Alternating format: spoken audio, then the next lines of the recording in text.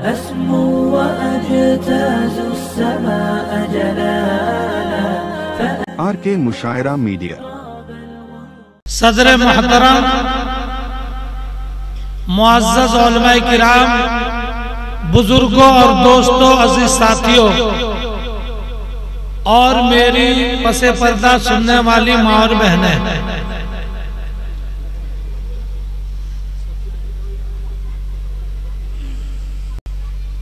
آج کے اس مجلس کا انتصاب جناب احمد مجتبی محمد مصطفیٰ صلی اللہ علیہ وسلم کے ساتھ ہے، یعنی سیرت کا جلسہ ہے۔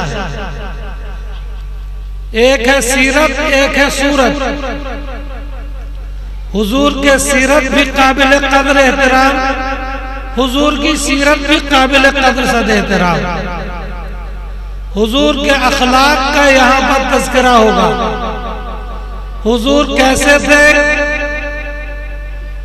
اور کس طریقے سے زندگی گزارا کرتے تھے، حضور کے چال و چلن، اخلاق و آداب، بیٹھنا اٹھنا، چلنا پھرنا، اپنے ساتھیوں سے گفتگو کرنا اور دوستوں بزرگوں غیروں سے کس طرح پیش آنا، یہ سب کا نام ہے سیرت نبی صلی اللہ علیہ وسلم۔ کوئی ایک چیز، کوئی ایک پہلو کا نام سیرت نہیں ہے۔ حضور کی 63 سالہ زندگی کو اگر ہم جائزہ لیں، مطالعہ کریں، وہ ہر چیز جناب احمد مجتبی محمد مصطفیٰ صلی اللہ علیہ وسلم کے تقلید کرنے کے لیے ضروری ہے۔ بڑے بڑے صحابہ کرام حضور صلی اللہ علیہ وسلم کے پردہ فرما جانے کے بعد، وصال کر جانے کے بعد، انتقال کر جانے کے بعد، مسائل پوچھنے کے لیے حضرت عائشہ صدیقہ رضی اللہ تعالی عنہا، جو حضور کی سب سے چھوٹی اور چہیتی بیوی، بڑے بڑے صحابہ کرام آپ کے پاس مسائل پوچھنے جایا کرتے تھے۔ ظاہری جو جلوت کے مسائل تھے، جلوت کا حضور کا طور و طریقہ کیا تھا، بیٹھنا اٹھنا کیا تھا، چلنا پھرنا کیا تھا اور نصیحت کرنا کیا تھا، یہ تو سارے صحابہ کرام جانتے تھے۔ لیکن جب حضور کی خلوت کی زندگی، تنہائی کی زندگی اور اکیلے کی زندگی، حضور اپنی ازواج مطہرات کے ساتھ کس طرح برتاؤ کیا کرتے تھے، وہ سب احادیث حضرت عائشہ اور دوسرے امہات المومنین سے ثابت ہے۔ ایک مرتبہ صحابہ کی ایک جماعت حضور صلی اللہ علیہ حضرت عائشہ صدیقہ رضی اللہ تعالی عنہا کے خدمت میں پہنچی کہ اے امیر المومنین، جلوت کے تو حالات ہمارے سامنے ہیں۔ حضور کس طرح وعظ فرماتے تھے، کس طرح لوگوں کو سمجھاتے تھے، کس طرح لوگوں سے برتاؤ تھا، دشمنوں کے ساتھ کس طرح پیش آتے تھے، یہ تو ہم جانتے تھے، لیکن یہ تو بتائیے کہ حضور کے خلوت کی زندگی کیا تھی، آپ کے ساتھ حضور کا برتاؤ کیا تھا، کس بیوی سے کیا تعلقات تھا۔ حضرت عائشہ صدیقہ رضی اللہ تعالی عنہا نے فرمایا کہ تم اگر حضور کی سیرت کو دیکھنا چاہتے ہو، حضور کے اخلاق کو دیکھنا چاہتے ہو، حضور کے کردار کو دیکھنا چاہتے ہو، حضور کے آداب کو دیکھنا چاہتے ہو، فرمایا کان خلق القرآن، کہ حضور کے آداب و اخلاق، چلن و پھرن سب کو اگر دیکھنا ہے تو قرآن مقدس میں ہے۔ گویا کہ حضور کی جتنی سیرتیں اور حضور کے جتنے اخلاق، وہ سب کے سب قرآن میں ہیں۔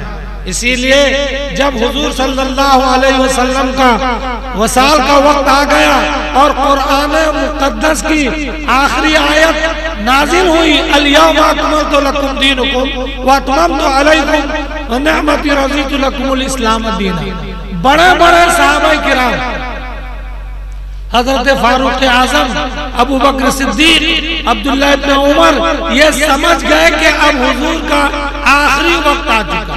اس میں یہ تذکرہ تھا کہ اے محمد تم جس مقصد کے لیے دنیا میں گئے تھے وہ مقصد پورا ہو گیا ہے، لہٰذا اب تم ہمارے پاس آ جاؤ۔ بڑے بڑے صحابہ کرام جو سمجھدار طبقے کے تھے وہ دھاڑے مار مار کر رونے لگے، چلانے لگے کہ اب کیا ہوگا۔ حضور سے سوال کرنے لگے کہ یا رسول اللہ ابھی اسلام کو آئے ہوئے چند سال ہوئے ہیں، یہ سب مشرکین، ملحدین اور کافرین سب ہیں، کہیں ایسا نہ ہو آپ کے وصال کر جانے کے بعد، آپ کے پردہ پوش ہو جانے کے بعد، آپ کے چلے جانے کے بعد دنیا میں یہ کہیں خدا نہ خواستہ پھر یہ کافر نہ ہو جائیں، ملحد نہ ہو جائیں، منافق نہ ہو جائیں۔ تو حضور صلی اللہ علیہ وسلم نے اس موقع پر آپ نے اپنے صحابہ کرام کو کہا کہ میں تمہارے درمیان میں دو چیز چھوڑ کر جا رہا ہوں کہ اگر تم میرے بعد یہ دو چیزوں کو پکڑ رکھو گے، اس پر قائم رہو گے، اس پر عمل پیرا ہوگے تو تمہاری دنیا کی بڑی طاقت تمہارا بال بیکا نہیں کر سکتی، تم کو پلیٹ فارم سے ہٹا نہیں سکتی۔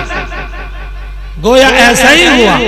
حضور صلی اللہ علیہ وسلم جب انتقال کر گئے تو تقریباً جو آخری خطبہ حجۃ الوداع کے موقع پر حضور صلی اللہ علیہ وسلم نے جو دیا ہے، اس موقع پر 1,44,000 صحابہ کرام کے درمیان میں آپ نے یہ خطبہ دیا، اور اس میں آپ نے یہ بھی فرمایا کہ جو شاہد ہے وہ میری بات کو غائب والوں تک پہنچا دے۔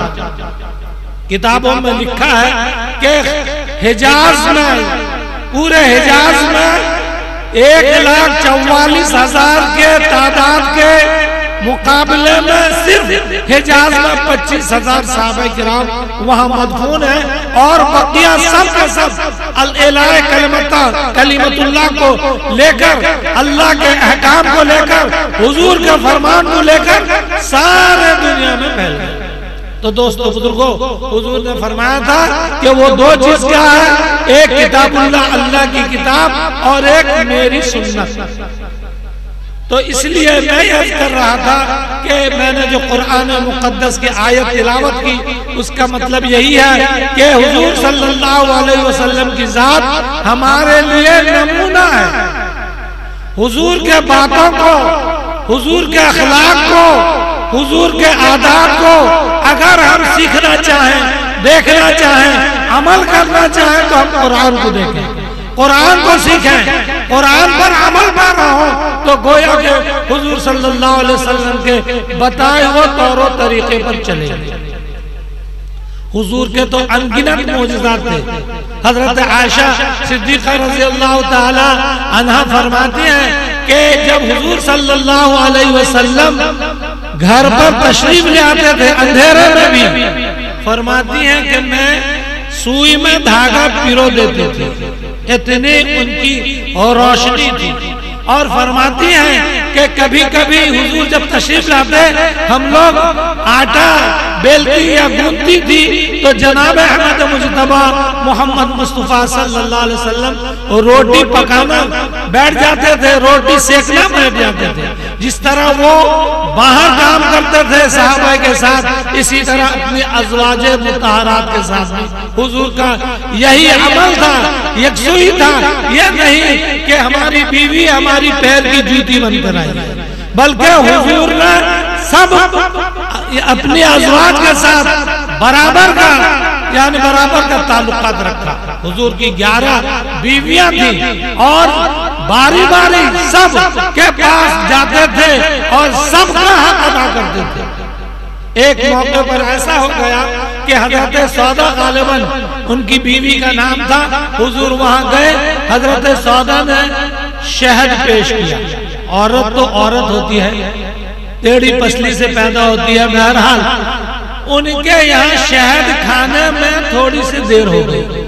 شہد جانتے ہیں بہو حلال چیز ہے، تو دوسری ازواج مطہرات حضرت حفصہ، حضرت عائشہ اور بھی 2-4 ازواج مطہرات آپس میں یہ پروگرام بنایا کہ حضور جب حضرت سودا کی یہاں سے آئیں گے، جس کی بارے میں جائیں گے، حضور کو یہ کہیں گے کہ یا رسول اللہ آپ کے منہ سے مغافیر کی بدبو آتی ہے۔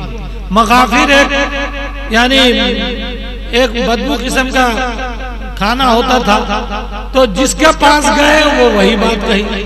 جب 3-4 مرتبہ تینوں چاروں بیوی کے پاس گئے تو سب کے سب نے یہی کہا جو پہلے کہا۔ تو حضور صلی اللہ علیہ وسلم نے چونکہ بیویوں کی ناراضگی کی وجہ سے حضور نے فرمایا کہ میں آج سے شہد نہیں کھاؤں گا، یعنی مہو نہیں کھاؤں گا۔ تو قرآن مقدس کی آیت نازل ہو گئی کہ یا رسول اللہ کہ جس چیز کو اللہ نے حلال کیا ہے آپ کے لیے، آپ اپنی بیویوں کے خوشنویدی کے لیے اس کو کیوں حرام کر رہے ہیں؟ اور بہت سارے حالات ایسے ہیں کہ حضور ان سے ناراض ہو گئے۔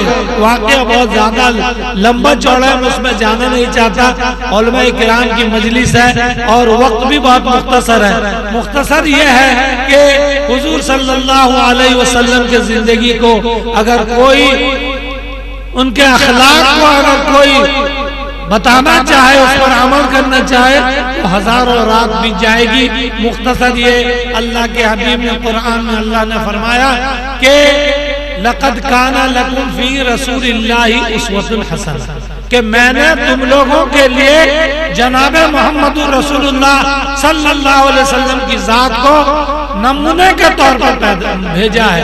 تم اگر ان کی باتوں پر عمل کرو گے، ان کے بتلائے ہوئے طریقے پر چلو گے، ان کے اقوال پر چلو گے، افعال پر چلو گے، اور تو دوستو بزرگوں تم کامیاب ہوگے۔ اس لیے دوسری جگہ فرمایا ما آتاکم الرسول فخذوہ وما نہاکم عنہ فانتہوا، کہ جو محمد صلی اللہ علیہ وسلم جو رسول تم کو جس چیز کرنے کا حکم دے اس کو کرو، اور جس چیز سے منع کرے اس سے رک جاؤ۔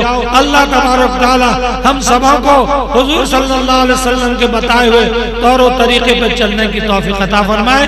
وآخر دعوانا ان الحمدللہ رب العالمین۔